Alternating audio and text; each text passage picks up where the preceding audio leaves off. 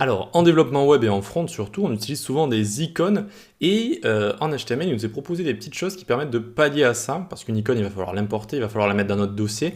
On va voir dans la prochaine vidéo comment rajouter des médias dans notre dossier et les utiliser dans notre HTML, mais ça peut être un petit peu embêtant. Alors qu'on a les HTML entities, donc les entités HTML, et on a également les emojis qu'on va pouvoir utiliser directement donc, dans notre HTML. Donc ici, on va enlever toute notre forme. Hop, directement, voilà. Et on va commencer avec un paragraphe. Lorem 10, avec du texte ici.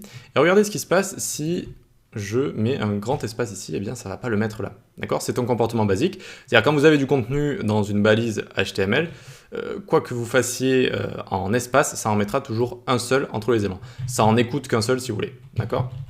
Donc hop, directement ici.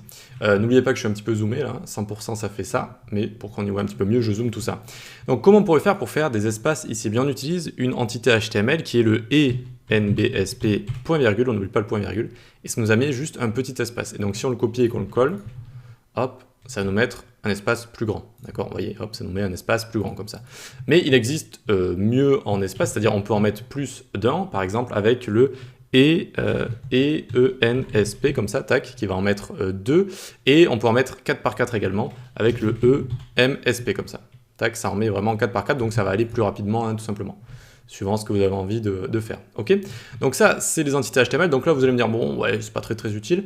Déjà là, ça peut être assez utile si vous avez envie de formater un texte directement, donc avec des petites entités HTML comme ça. Sachez également que si vous voulez un texte qui reste formaté comme vous l'avez écrit, c'est-à-dire si vous commencez à mettre des espaces et tout, ça va le prendre en compte, eh bien vous pouvez écrire ici au lieu de P, PRE comme ça, ou PRE, tac, tac, et alors ça va changer la police, mais ça, la police d'écriture, mais ça on peut le changer en CSS, mais regardez si je mets des espaces, tac, ça va rajouter l'espace, d'accord, mais ça va même dépasser du site.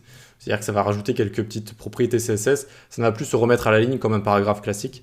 Et regardez, si je commence à mettre des espaces également, ça va écouter tout ça. Et voilà, ça va respecter tout ce que j'ai écrit à l'intérieur. Donc ça, c'est pre ou pré. Tac, et on a donc également les entités HTML qui nous permettent de faire des espaces. Tac, donc de faire des espaces comme j'avais écrit ici.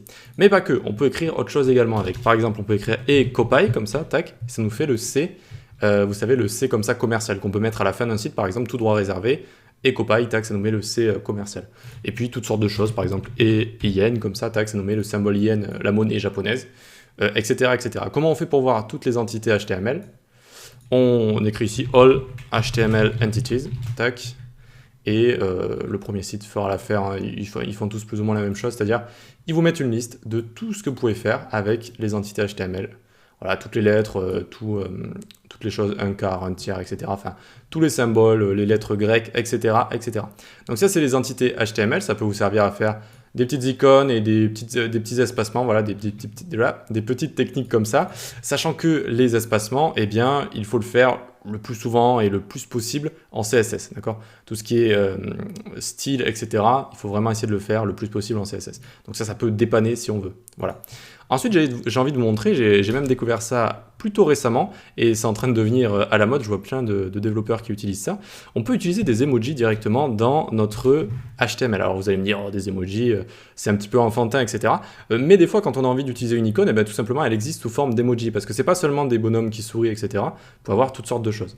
Donc pour les écrire ici, on fait un et hashtag, puis le numéro, par exemple 128 507, on n'oublie pas le point virgule, et regardez, tac, j'ai le mont Fuji qui est apparu directement ici, d'accord? Et tout simplement, ça c'est le code des emojis. Par rapport aux entités HTML, il y a juste le hashtag qui change, et puis le code ensuite, d'accord? Donc comment on fait pour voir tous les emojis? Eh bien, pareillement, on a juste à aller les chercher ici, all HTML emojis, hop, tac, alors, tac, je crois ici, HTML spécial caractère, qui vous donne le code en même temps, voilà, il vous donne le code, le et hashtag, et puis tout ce que vous voulez, d'accord? Et ce que je voulais vous dire également, par exemple, vous tapez fire ici, vous allez avoir le feu, par exemple, tac, vous pouvez le prendre, le copier directement, et le mettre directement ici. Au lieu de vous embêter à mettre le code, c'est quand même beaucoup plus pratique de les utiliser comme ça, d'accord, directement dans votre code comme ça. Et je voulais vous expliquer un petit peu comment ça marchait quand même avec un code. Là, ça écrit le code un petit peu sous le capot, si vous voulez. Et ça vous permet de montrer des emojis comme ça assez facilement. Allez, on se retrouve dans la prochaine vidéo où on va importer des médias dans notre dossier et les utiliser directement dans notre HTML. À tout de suite.